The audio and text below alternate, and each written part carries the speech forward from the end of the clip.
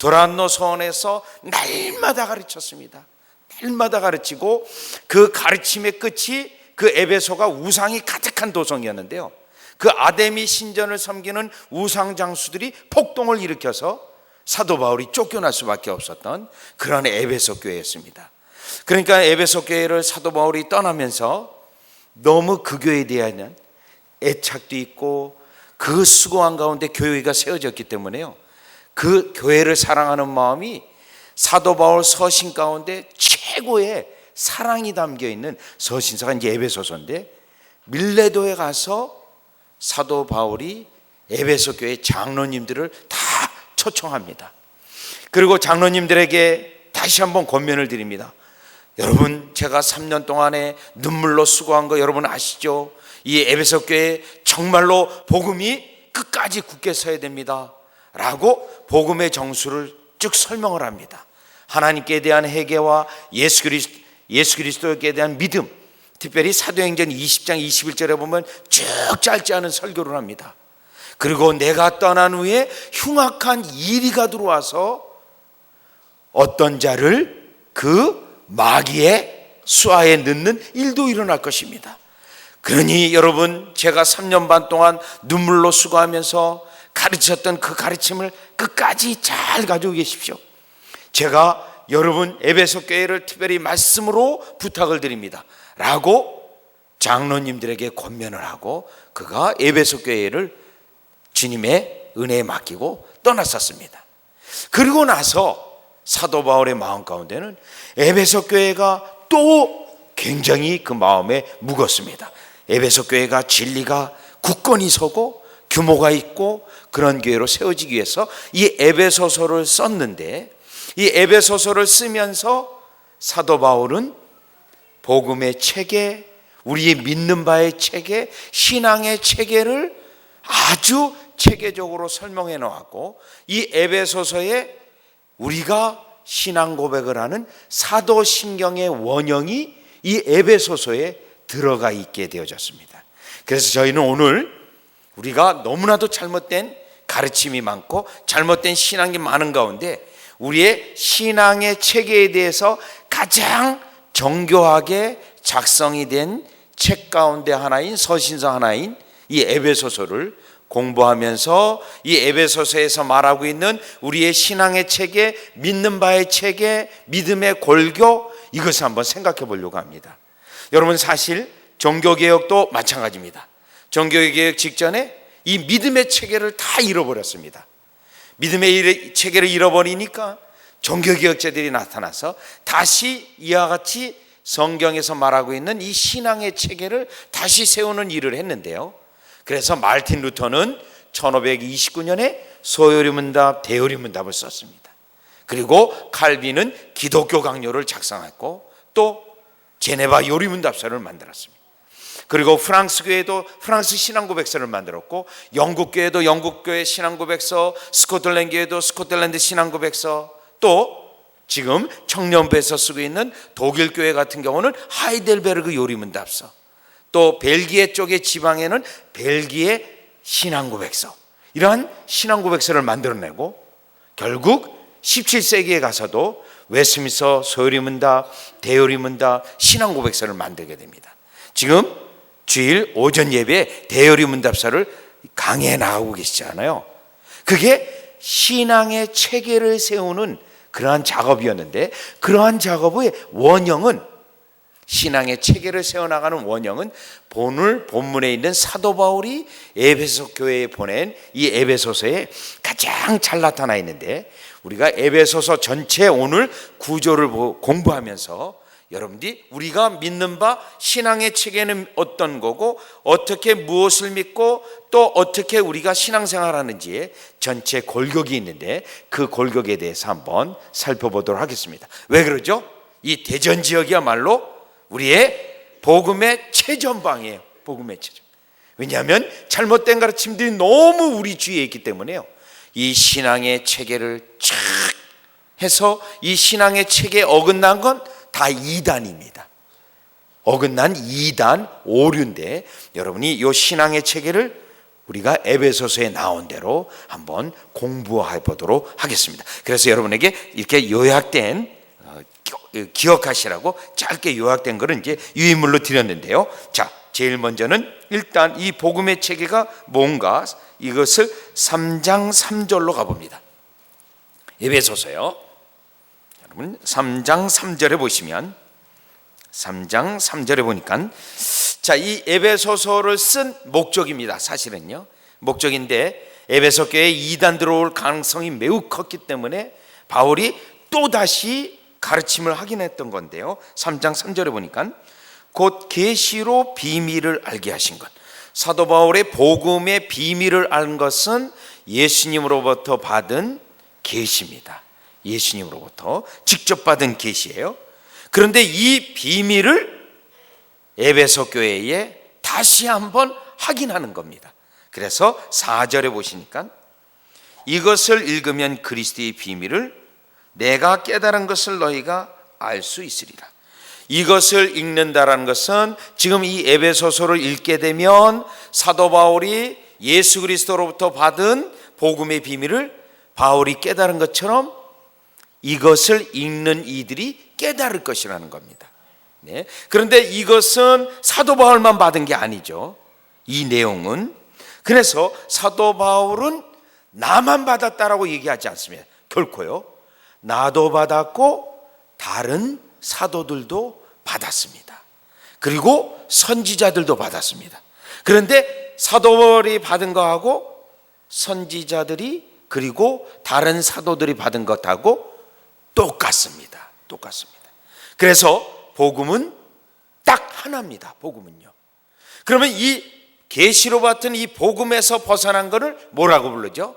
갈라디아서 1장에서는 다른 복음입니다. 다른 복음이요. 그래서 우리 주님이요, 복음을 딱 하나만 주셨기 때문에요, 그것에서 벗어난 건 다 이단이요 오르라는 것을 금방 알 수 있도록, 누구든지 알 수 있도록 분명하고 정확하게 바울에게도 주셨고 베드로에게도 주셨고 또 다른 사도들에게도 주신 겁니다.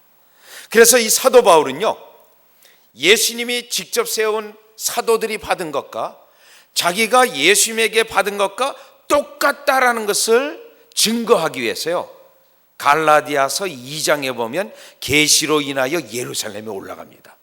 그런데 예루살렘에 올라갔는데 이미 예루살렘에 올라가면 예수님이 세운 사도들이 있잖아요. 그러면 바울은 늦게 된 사도니까, 그들보다 늦게 된 사도니까 바울이 선배님 하고 올라가지를 않았습니다. 그렇게 얘기하지 아니하고 내가 유명한 자일지라도 내가 그렇게 특별히 그들에게 굴종의 모습을 하지 아니하고 올라갔다. 그리고 내가 지금까지 증거했던 복음을 그들에게 제출했다. 이렇게 말을 합니다. 왜 제출했냐면 내가 그리스도로 받은 복음하고 여러분들이 받은 복음하고 똑같은 겁니다. 그러니까 베드로하고 예루살렘에 있던 그 사도들이 어떻게 했습니까? 바울하고 교제의 악수를 하면서 바울은 이방인에게로, 우리는 유대인에게 가노라 하고 인정했어요. 여러분, 사도 바울은 왜 갈라디아에서 그 말을 했냐면 내가 받은 복음이나 사도들이 받은 복음이나 똑같은 복음인데 이 복음에서 벗어난 것은 다른 복음이라는 겁니다. 이단이라는 거예요. 그래서 불가불 갈라디아서 2장에서 이것을 말한 거예요. 그런데 에베소서에서도 또 이 말을 합니다. 자, 이 받은 복음 누구든지 알 수 있는데 이것은 5절이에요. 3장 5절입니다. 3장 5절에 보니까 이제 그의 거룩한 사도들과 선지자들에게 성령으로 나타내신 것 같이, 자, 자기가 받은 이 그리스도의 비밀은, 복음의 비밀은 거룩한 사도들도 받았고 선지자들도 받았다는 겁니다.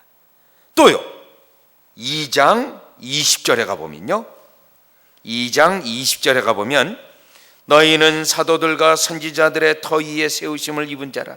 사도들과 선지자들이라는 용어를 또 얘기합니다. 또 반복해요.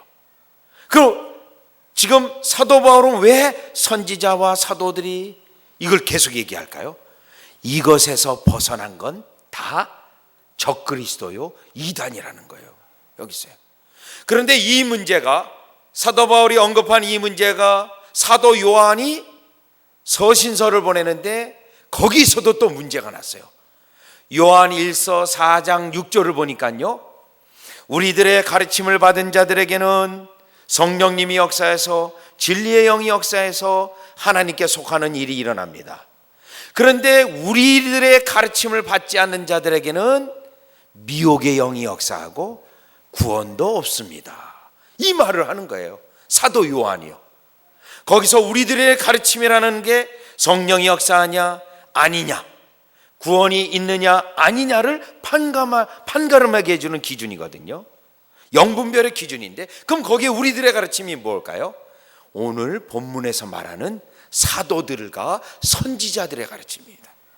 이 가르침에는 성령이 역사하셔서 구원이 일어나지만 이 가르침에서 벗어난 것에는 미혹의 영, 마귀가 역사해서 구원이 없다라는 겁니다. 그러니까 사도 바울이 이 문제를 지금 초대교회에서 에베소 교회는 그리스도가 모퉁이 돌이 되어지고 교회가 집을 지어져 가는데 그 집을 지어져 가는 재료는 사도들과 선지자들의 가르침이라는 겁니다. 그것은 그리스도의 비밀이라는 겁니다.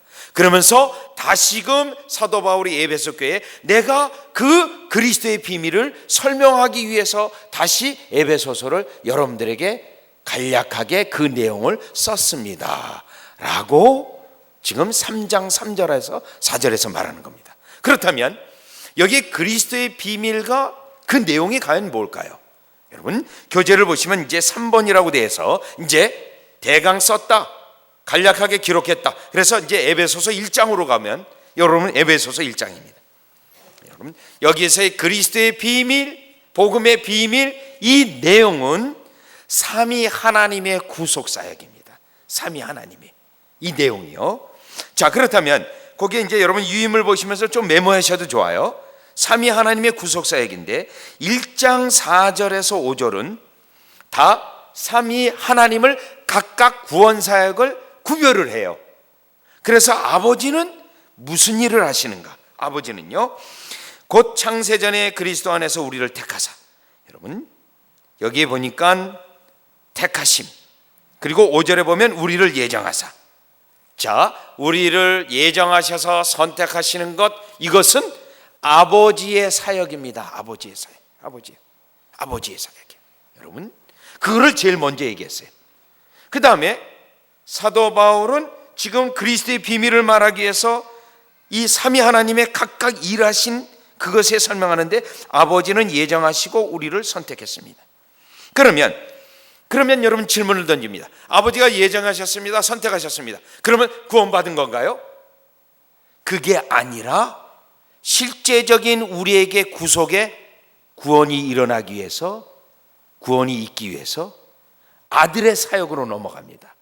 그러니까 어떤 이는 나는 예정됐으니까 구원받았어, 그렇게 말하면 안 됩니다. 오늘 본문에 있는 것처럼 아들의 사역이 적용돼야 되고 성령의 사역이 적용되어야 비로소 하나님 나라의 생명록에 이름이 있는 겁니다. 왜냐하면 예정은 우리가 알 수 없는 부분이거든요. 아버지에게만 있는 거기 때문에 우리가 알 수가 없습니다. 자, 그래서 아버지의 구속사역, 예정, 선택을 말하고 그 다음에 아들에게로 넘어갑니다. 1장 7절 아들, 우리가 그리스도 안에서 그의 은혜의 풍성함을 따라 그의 피로 말미암아 구속 곧 제사함을 받았으니. 자, 예수 그리스도의 사역은 2000년 전에 인간의 몸을 입고 이 땅에 오셔서 선택한 백성들의 죄를 속할 수 있는 근거를 마련해 놓으셨어요. 선택한 백성의 죄를 속할 수 있는 근거를 마련해 놓으신 겁니다. 근거를요. 2000년 전에요. 우리의 죄를 실제적으로 사함받을 수 있도록요. 그거를 설명했습니다. 그러면 이 아들은 지금 사실 이 아버지, 아들, 성령의 역사가 나오는데 이 아버지가 하실 일, 아들이 하실 일, 성령이 하실 일은 이미 사실은 언제 계획된 거냐면 아담과 하와가 타락하기 이전에 이미 계획했어요. 이미요. 타락의 가능성을 알고 계셨기 때문에요. 그거를 우리는 보통 구속 언약이라고 불러요. 그래서 이 아담이 딱 타락했어요. 타락하자마자 하나님은 이 계획하신 구속의 프로그램을 곧바로 운행하셨어요. 곧바로 작동시켰어요. 그래서 아담이 타락했는데 오셔서 아담을 심판했습니까? 아닙니다. 심판을 먼저 행하지 않으셨어요. 이 구속의 프로그램을 알려줬어요. 3장 15절에 중보자를 줄 것인데 그 중보자를 통해서 죄를 해결하고 그 중보자를 통해서 하나님에게 갈 수 있다. 이거를 3장 15절에 약속한 겁니다. 그러니까 일찍이 삼위 하나님은 구속의 계획이 있었던 거예요. 그 가운데서 아버지가 하시는 일, 아들이 하실 일, 그리고 성령이 하실 일을 정해놓으셨다라는 겁니다. 그래서 예수님이 2000년 전에 이 땅에 오셔서 십자가에 피 흘리셔서 우리의 죄사함을 받을 수 있는 근거를 마련해 놓으셨습니다.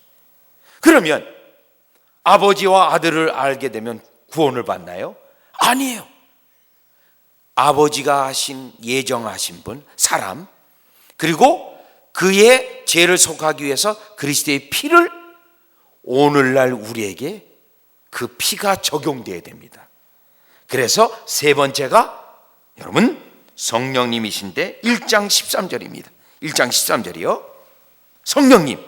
그러니까 아버지, 아들, 성령님 계속 설명해 나가요. 지금 사도 바울이 왜 이렇게 얘기합니까? 이 내용이 그리스도의 비밀, 복음의 비밀이에요. 이걸요. 1장 13절에 보니까 그 안에서 너희도 진리의 말씀 곧 너희의 구원의 복음을 듣고 그 안에서 또한 믿어 약속의 성령으로 인치심을 받았으니, 여기서 여러분 성령의 역사가 뭡니까? 역할이 믿음을 발생케 하는 일이에요. 믿음을요.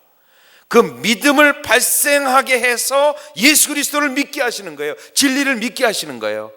그러면 예수 그리스도를 성령께서 믿음을 일으켜가지고 예수 그리스도를 붙잡아야 내 죄사함의 은혜가 예수님 안에 있기 때문에 내가 붙잡아야 된다 하고 예수님을 붙잡았어요. 그게 믿음이에요.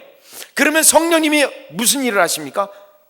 히브리서 9장 14절에 의한 히브리서 9장 14절인데 그 성령님이 2000년 전에 흘리신 그리스도의 피를 뜨거운 피로 만들어셔서 우리의 양심에 뿌려놔요. 뿌리세요.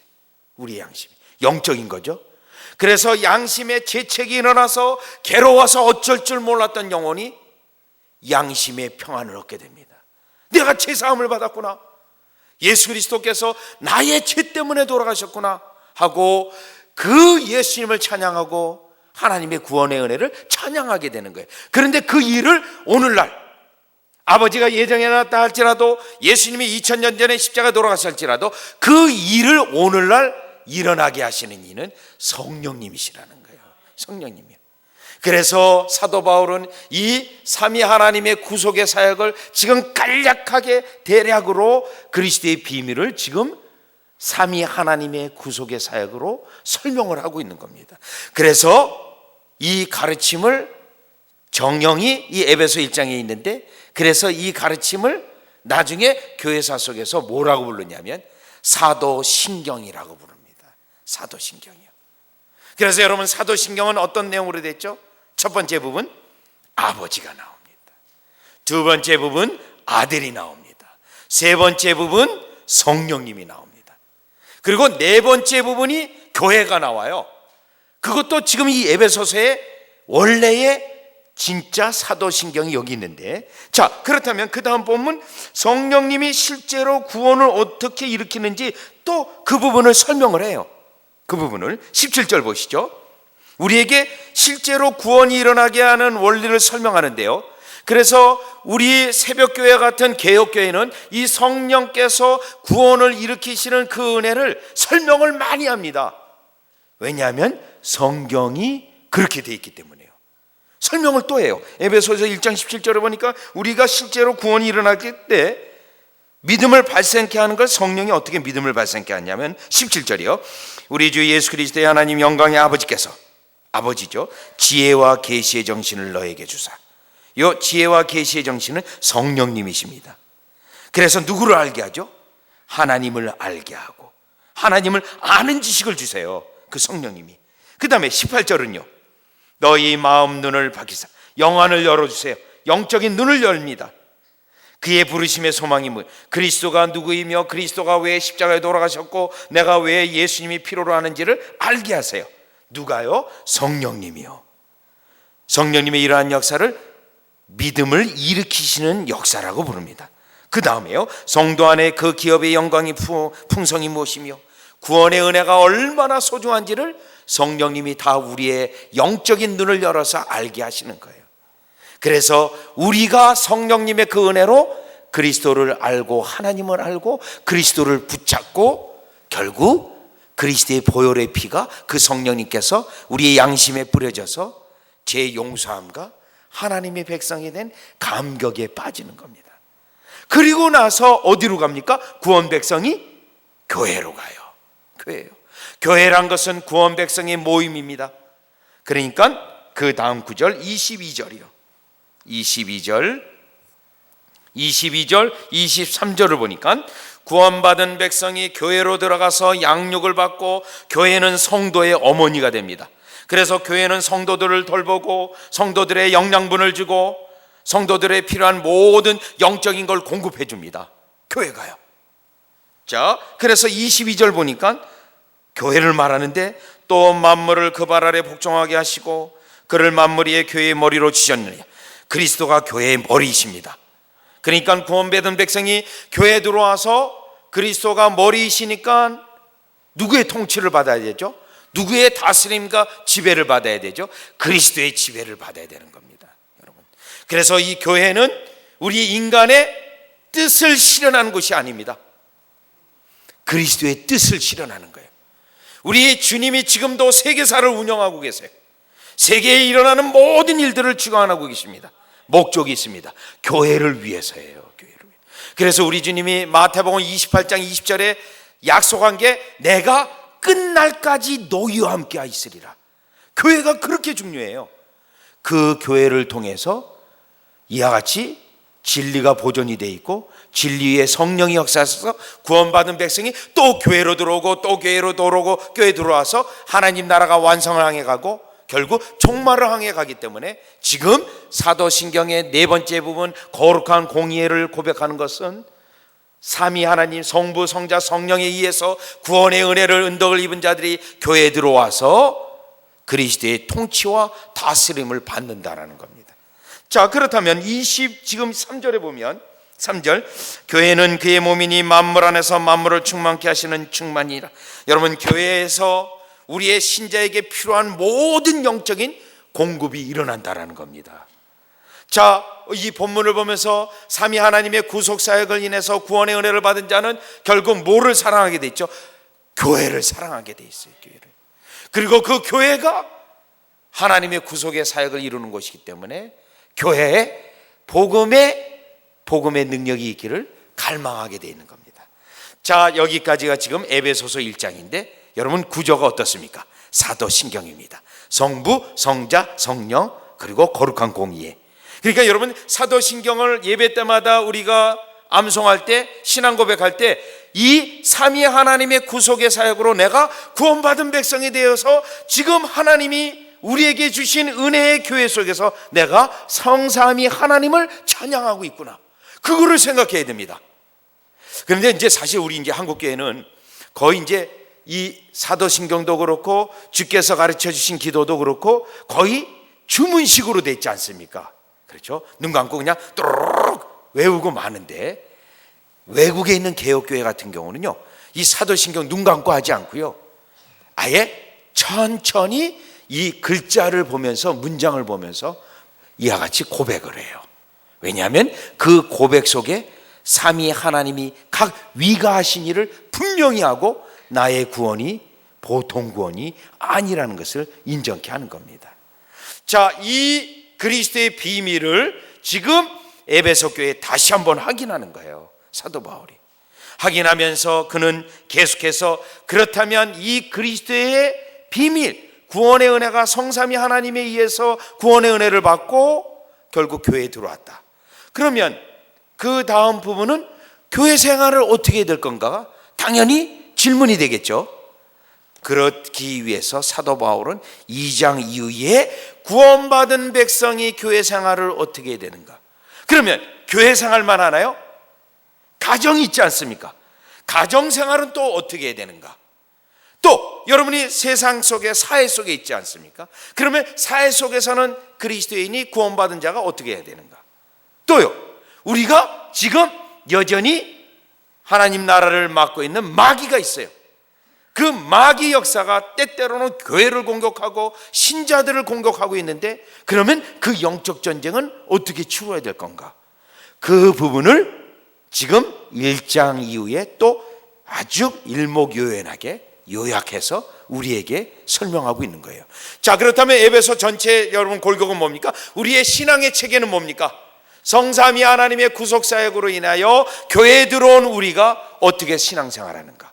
여러분, 이게 우리 신앙생활의 믿는 바의 복음의 총체적인 요약입니다. 여러분, 이것을 지금 에베소서를 통해서 여러분이 확고하게 골격을 가지고 있으라는 거예요. 골격을. 그거를 여러분의 이 머릿속에 딱 이 틀을 짜놓으라는 거예요. 혹시 여러분이 저쪽에 있는 방에 들어가 보신 적 있습니까? 저 끝에 방에 들어가면 거기 지도 같은 게 하나 있어요. 마인드 맵이라고 되어 있는데요, 이제 이렇게 막 그려놓은 거예요. 기억하기 쉽도록 우리의 머릿속에 지도로 그리도록 만들어놨는데, 여러분 이 지도를 가지고 있으면 됩니다. 지금 에베소서에서 그리스도의 비밀이라고 하는 이 지도만 가지고 있다면, 이 혼탁한 이 대전 지역에서 가장 확실한 예수 그리스도로부터 사도들이 받았던 그것을 우리가 똑같이 가지고 있고, 그것을 증거할 때 우리 새벽교회는 진리가 너무나도 분명한 교회, 또 신자의 삶이 분명한 교회로 하나님이 쓰시고, 여러분들은 또 그 속에서 하나님의 은혜와 축복을 누릴 줄 믿습니다. 자, 그러니까 이제 2장부터는 결국 신자와 교회와의 관계 속에서 설명을 하고 있는데, 여러분 2장 1절에서 3절을 보겠습니다. 2장 1절에서 3절을 보면, 자, 2장 1절에 이렇게 구원을 얻었다. 그러고 나서 너희의 허물과 죄로 죽었던 너희를 살리셨다. 그 다음에 2절에 가보면 불순종의 아들들 가운데 역사하는 영이서 건진받았다. 3절이요, 본질상 진노의 자녀들이었다. 이제 어떻게 됐답니까? 이제 마귀의 수하에서 건짐을 받아서 아들의 나라로 옮겨졌다는 겁니다. 아들의 나라로요. 여러분, 마귀의 수하에 있을 때 이 비참함이 어떤 거죠? 마귀가 이끄는 대로 죄의 도구가 되어서 계속 죄를 지었던 자예요. 그래서 이 성경에서도 본질상 진노의 자녀였어요. 하나님의 진노가 언제라도 급박하게 임할 수 있는 존재였어요. 그런데 이제는 아들의 나라로 옮겨져서 아들의 보호를 받는 겁니다. 아들의 인도함을 받는 겁니다. 얼마나 구원의 은혜가 큰 축복인가를 설명하고, 이러한 축복을 받았는데 우리가 주님에 대해서 어떻게 살아가야 되겠는가를 이제 설명하기 위해서 이 말을 바울이 먼저 한 거죠. 자, 그러면서 여러분이 가지고 있는 교재 보면 2장에서 살렸다. 그리고 나서 이방인의 구원을 말합니다. 이방인의 구원. 2장 12절 13절을 보시면, 2장 12절 13절이요, 이방인의 구원을 말하는데요, 12절을 보니까 너희는 그리스도 밖에 있었다. 그런데 지금은 안에 있다. 그런데 그리스도 밖에 있던 너희가 안에 있게 되는데 예수 그리스도 안에 있다. 13절이요, 13절에 보니까 이제는 전에 멀리 있던 너희가 그리스도 예수 안에서 그리스도의 피로 가까워졌다. 가까이 있다는 거예요. 자, 이 말씀은 지금 이방인의 구원과 유대인의 구원이 똑같은 구원이라는 겁니다. 네. 뭘 말하죠? 교회 속에서의 신자들의 갈등, 때때로요. 여러분, 지금 이 에베소 교회에서 나타난 갈등은 뭡니까? 특별히 초대교회 갈등은 뭐죠? 갈등은요, 사도 베드로가 고넬료에게 복음을 증거하고 나서 곧바로 반대를 받았습니다. 왜 이방인에게 가느냐? 불법을 행했다. 자, 그런데 베드로가 쭉 그들에게 일어난 구원의 은혜를 설명하니까 예루살렘 교회가 인정을 했어요. 그런데 문제가 계속됩니다. 그럼 이방인들은 과연 우리가 지내는 그 유대인의 방식에 그러한 음식법이라든가 그걸 지켜야 될 건가 말까야 된 걸까? 또 논쟁이 생겨요. 그 불의를 통해서 일어난 충돌과 갈등이었죠. 할 수 없이 사도행전 15장에 예루살렘 공의회가 열립니다. 공의회가 열려서서 이 충돌되고 갈등되어지는 문제를 해결합니다. 공의회가요. 지금 사도 바울이 2장에서 말하는 게 뭐죠? 우리가 예수 그리스도를 믿게 됐는데 여러분들의 배경도 출신도 다 다릅니다. 다 달라요. 그런데 예수 그리스도의 피로 왔어요. 그런데 우리가 이 땅에 사는 배경이 다르기 때문에 때로는 배운 거, 고향 뭐 다 다릅니다. 갈등과 충돌이 있을까요? 없을까요? 있습니다. 여러분, 그 갈등과 충돌이 고린도 교회 같은 경우는 베드로파냐 바울파냐 예수파냐 벌써 나눠졌잖아요. 또 방언파냐 그걸로도 나눠지지 않았습니까? 인간이 그렇게 막 나누는 거예요. 분파로. 지금 주님은 피로 가까워지게 했는데 나누는 겁니다. 그러니까 교회 생활에 있어서 모든 이에게 주시는 구원이 은혜가 같기 때문에 하나가 되라는 겁니다. 하나가 연합되어라는 거예요. 이 하나가 되라, 연합되라는 이 사도 바울이요 또 다시 반복을 합니다. 어디서 반복하냐면 이제 4장에 가셔서요. 4장에 그 연합되라 하라 그 반복을 하는데 4장 1절, 2절, 3절입니다. 보시면 그러므로 주 안에 갇힌 내가 너희를 권하노니 너희가 부르심을 입은 부름에 합당하게 행하여 모든 겸손과 온유로 하고, 겸손과 온유를 해야 연합이 되겠죠. 충돌이 일어나겠죠. 오래 참음과 사랑 가운데 서로 용납하고, 서로 용납하라는 거예요. 용납하라는 거. 네. 똑같이 다 그리스도의 피로 구속받은 자들이에요. 그런데 우리가 이 땅에 살면서 신분이 다르고 배경이 다르고 또 교육이 다르고 다 다르기 때문에 그걸 충돌이 되어지는데, 지금 에베소에서는 이방인과 유대인이 충돌되고 있는데 연합하라는 겁니다. 그러면서 또 그 다음 본문은요 3절이에요. 평안에 매는 줄로 성령이 하나 되게 하신 것을 힘써 지켜라. 이게 뭐냐면 지금 이방인에게 일어난 구원도 성령님의 역사고요, 유대인에게 일어난 구원도 성령님의 역사예요. 그 성령님의 역사가 같습니다. 그들에게 일어난 믿음도 같아요. 그러니까 성령의 역사로 구원받은 우리는 하나가 될 수밖에 없습니다. 왜냐하면 같은 역사로 다 하나님의 백성이 됐으니까요. 그 다음에 계속 반복해요. 4절 몸이 하나이요 성령이 하나이니 이와 같이 너희가 부르심의 한 소망 안에서 부르심을 입었느니라. 주도 하나요 믿음도 하나요 세례도 하나요 하나님도 하나이시니 곧 만유의 아버지시라. 만유에 계시고 만유를 통일하시고 만유 가운데 계시도다. 여러분, 하나됨이 얼마나 강조되길래 계속 말하고 있어요. 계속이요. 굉장히 중요한 내용입니다. 새벽교회 믿음이 하나예요. 하나입니다. 성령의 똑같은 역사로 구원받았습니다. 그런데 때때로 나의 살아온 배경 때문에 저거는 저렇게 하면 안 되고 내 방식으로 해야 돼 라고 얘기할 수 있습니다. 가정에서도 그럴 수 있습니다. 여러분, 가정에서 신혼부부들이 가장 충돌이 많이 일어나는 부분이 뭔지 아십니까? 자, 남편은 군인이에요. 그래서 옷장을 걸 때 쫙 군인처럼 한 방향으로 쫙 합니다. 아내는 그러한 경험이 없길래 그냥 지죽박죽에 이렇게도 걸고 저렇게도 걸고 이렇게. 네. 남편을 늘 못마땅합니다. 네, 늘 못마땅. 그래서 또 바꿔놔요. 그 아내는 또 생각 없이 막 충돌이 나죠. 여러분, 최소한 그런 문제가 구원과 직접적 관련이 없기 때문에, 그렇죠? 옷걸이를 이렇게 건다고 해서 구원에 영향을 주는 건 아니지 않습니까? 여러분, 최소한 그런 것에 대해서 오늘 본문도 뭐라고 돼 있죠? 용납하라고 돼 있지 않습니까? 용납하라고. 네. 그런데 우리가 교회 생활이 때로는 내가 경험한 것으로 주장해서 이와 같이 충돌이 일어날 수 있는 것을 늘 교회에 있는 현상이기도 합니다, 사실은. 그래서 지금 사도 바울이 에베소 교회를 향해서 성령이 하나 되게 한 것을, 우리가 하나 되게 한 게 아니에요. 여러분, 거기서 중요한 건 우리가 하나 만드는 게 아닙니다.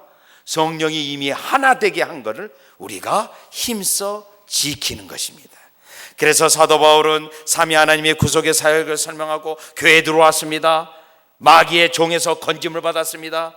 그리고 이제 교회 생활을 하는데 다양한 계층과 다양한 사람들이 모이게 되는데, 그때 때때로 충돌도 있고 때로는 하나 되지 못할 수 있는 그러한 요소들이 있는데 그것에 대하여 하나 될 수밖에 없는 이유를 이와 같이 4장 전반부까지 설명을 하고 있습니다. 설명이요.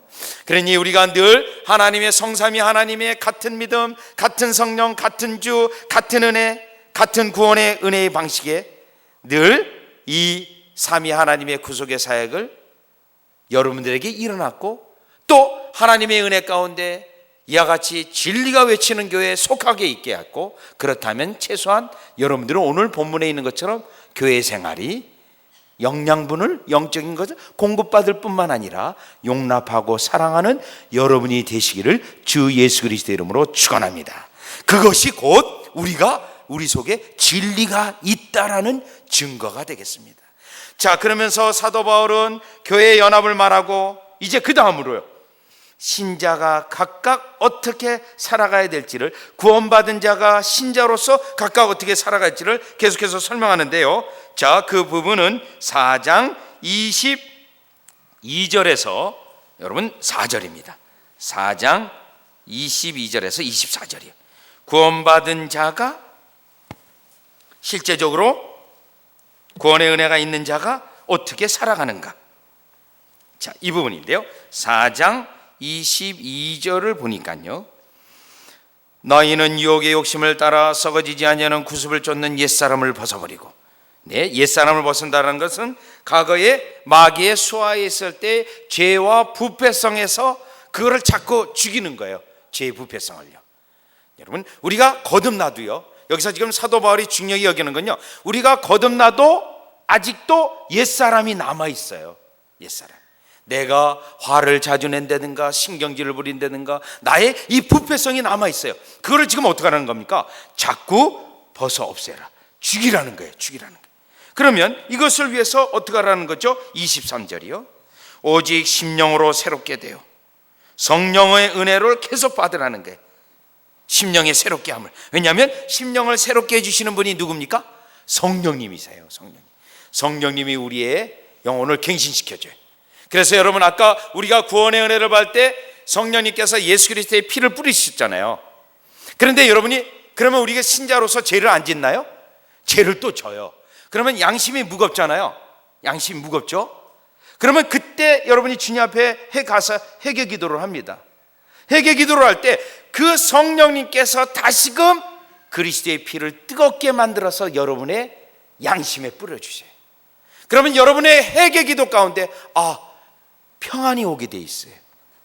우리 주님이 또 우리의 죄를 용서해 주시고 우리 가운데 함께 하시면 평안이 오게. 그거 지금 성령님이 일하신 효과입니다. 성령님은 우리의 눈으로 볼 수 없습니다. 그러나 우리의 심령 속에서 일하신 흔적은 다 남아요. 흔적은. 그래서 지금도 이 부분도 성령께서 또 새롭게 해주시는 거예요. 그 다음에요, 24절. 하나님을 따라라는 것은 하나님의 형상을 따라 형상의 회복입니다. 하나님의 형상의 회복. 원래 아담과 하와를 지었을 때 그 모습으로 만드시는 작업이에요. 어디에서요? 그리스도 안에서. 누구에 의해서요? 성령님에 의해서요. 성령님에 의해서.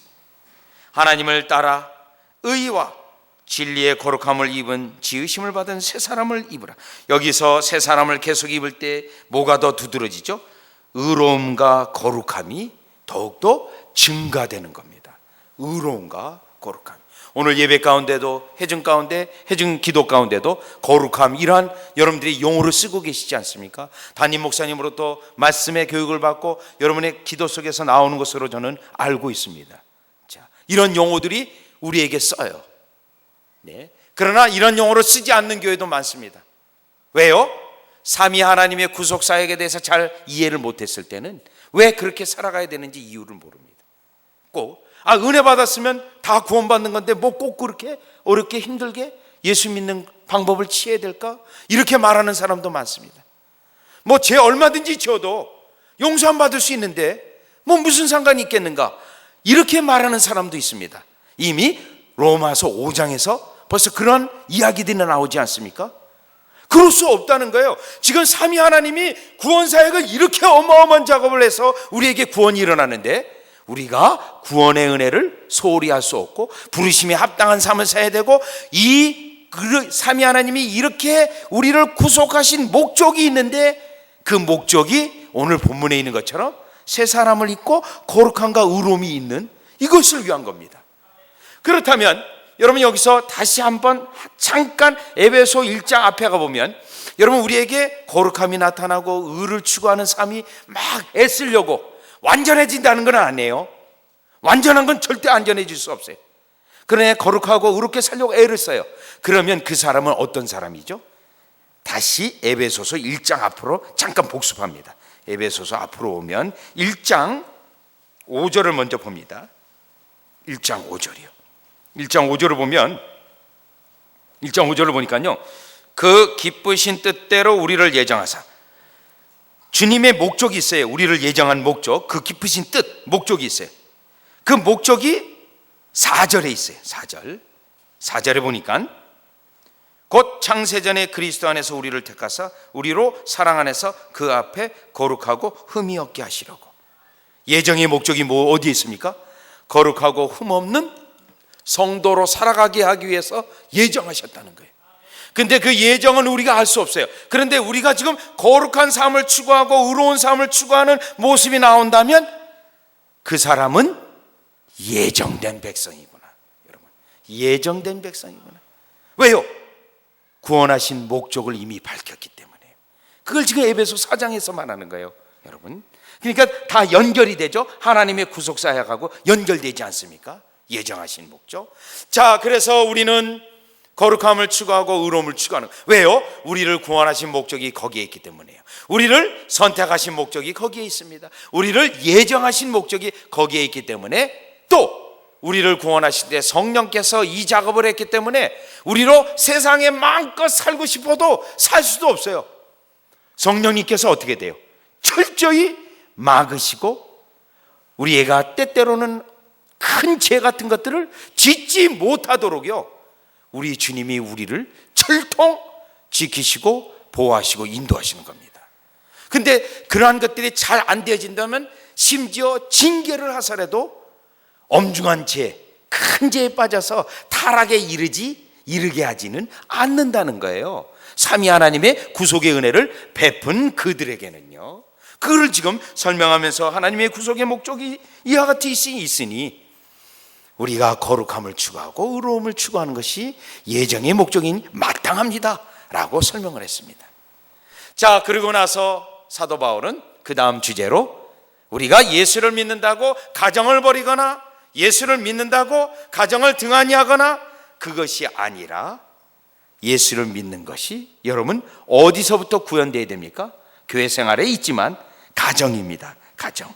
그래서 5장으로 가보시면 가정에서의 아내와 남편의 관계를 설명하고 부모와 자녀의 관계를 설명을 합니다. 여러분 여기서 중요한 사실 하나는요, 여러분 아버지라는 단어는 말라기 1장 6절에 보고 또 히브리서를 보면 이 아버지라는 단어는 하나님에게만 쓰는 단어예요. 원래 하나님에게만 쓰는 단어, 아버지라는 단어가. 그런데 하나님께서요 그 단어를 사람들이 사용할 수 있도록 허락해 줬어요. 그래서 우리 인간사에 아버지가 있는 거예요. 그거는 하나님 용어인데, 하나님을 부르는 용어인데 사람이 쓰도록 해줬어요. 왜요? 질서를 위해서 그렇습니다. 질서를. 하나님께서 굉장한 양보를 하신 거예요. 인간사회에 가정의 단위로 하나님의 질서가 있게 하기 위해서. 그래서 지금도 이 본문에 보면 아버지와 자녀의 관계, 부모와 자녀의 관계, 또 남편과 아내의 관계, 남편과 아내의 관계도 우리 주님이 그리스도 믿는 자로 상당히 신경을 쓰는 부분입니다. 성경을. 네. 똑같이 흙을 빚어가지고 만든 게 아니라 아내는 갈비뼈를 치아서 만들었다. 그래서 어떤 혹자는 그래요. 흙이 세냐 뼈가 세냐. 네, 뼈가 세죠, 여러분. 그래서 그렇게 해서 여성이 세지는 거 아니냐, 뭐 이렇게 얘기를 하는데 그건 좀 우스개 얘기고요. 질서 있죠. 타락함으로 그 질서가 억울해졌어요. 다시 잡습니다. 다시 잡아요. 하나님께서 질서를 다시 잡아요. 그래서 어떻게 돼 있죠? 남자는 아내를 다스리게 하고 아내는요 남자를 사모하도록 되어 있습니다. 그러니까 때때로는 이 가정에 질서가 없을 때 남자가 아내를 돌보지 않을 때 문제가 생기겠죠. 왜냐하면 여성은 하나님이 질서를 바로잡을 때 남자를 바라보도록 돼 있어요. 남자를. 근데 남자는 그러니까 오직했으면 예배에서도 내 몸만이라도 내 몸 사랑하는 만큼이라도 사랑만 하면 이거 최고다, 됐다라고 말을 하는 거 아니에요. 네, 희생까지도 바라지 않는다. 희생까지도. 이 관계 속에서 질서를 말합니다. 질서에. 하나님의 이 질서는 교회에서, 이 가정에서 경건한 자녀들이 일어나서 하나님의 경건한 교회를 세우고 하나님 나라의 확장이 중요하기 때문에 가정의 질서를 언급했습니다. 그리스도인으로서 가정생활을 어떻게 되는가. 그 다음에는요 사회입니다. 6장 5절에서 9절 6장 5절에서 9절을 보면 사회에서의 그리스도인의 관계, 특별히 종과 주인의 관계입니다. 역시 질서가 있습니다. 국가에서도 로마서 같은 경우는 질서를 말하죠. 그래서 우리 그리스도인들은 구속의 은혜를 받고 구원의 은혜를 받은 자는 여러분 어떤 공동체에 속하든지 질서가 있어야 됩니다. 왜요? 하나님 자신이 질서의 하나님이십니다. 어지러움을 싫어하시고요, 변칙을 싫어하셔요. 질서를 원하고 계십니다. 그래서 우리는 항상 그리스도인들은 어떤 공동체에 있든지 질서가 있는, 신앙의 규모가 있는 우리가 살아가야 될 줄 믿습니다. 그리고 나서 6장 10절 11절입니다. 6장 10절 11절로 가보면 영적 전투입니다. 영적 전투요. 이 영적 전투는 뭘 말하냐면 지금 아까 가정, 국가, 사회, 이건 지금 세상 속에 사실은. 그 다음에요 우리가 보이지 않는 세상이 또 있습니다. 영적 세계입니다. 영적 전투가 있습니다. 아직도 마귀가 성도를 공격하고 교회를 혼란스럽게 만들고 마귀가 여전히 적그리스도의 가르침을 만들어서 교회를 공격합니다. 그러니까 구원받은 우리는 한편 구원받은 자로 끝나는 것이 아니라 영적 군사입니다. 영적 군사. 그래서 영적 군사됨에 대해서 지금 설명을 하고 있는데 에베소서 6장 10절을 보시면 10절이요 정말로 너희가 주 안에서 그 힘의 능력으로 강건해지고 마귀의 계계를 능히 대적하기 위하여 하나님의 전신갑주를 입으라. 마귀의 계계를 잘 깨뚫고 물리치라는 거예요. 왜요? 하나님의 구원 백성에게 마귀가 구원을 손상시키기 위해서 유혹을 주고 시험을 주고 우리를 떨어지게 만들어요. 자꾸 죄를 짓도록요. 그렇기 때문에 그걸 깨뚫고 대적하라는 거예요. 12절이요 우리의 씨름은 혈과 육에 대한 것이 아니요 정사와 권세와 이 어둠의 세상 주관자들과 하늘에 있는 악의 영들에 대함이라. 여러분, 그래서요 우리 종교개혁을 했던 칼빈의 설교를 이렇게 쭉 보면요 칼빈의 설교는 매일 했어요. 매일 거의 1시간 반 설교를 매일 했는데요 오전 중에 했는데 그 설교를 예를 들어 이제 신명기 같은 건 200번 설교를 했어요. 계속 설교를 해. 왜 설교를 했냐면 이 매일 1시간 반 설교를 듣지 않으면 이 신앙 일어날 수 없다고 해가지고요 그렇게 한 거예요. 여러분이 과거에 이제 여러분이 수련회 할 때 우리 원로 목사님 하는 계신 원로 목사님도 그렇고 이제 담임 목사님이 집중적으로 하지 않습니까? 그게 이제 종교개혁 원리인데요.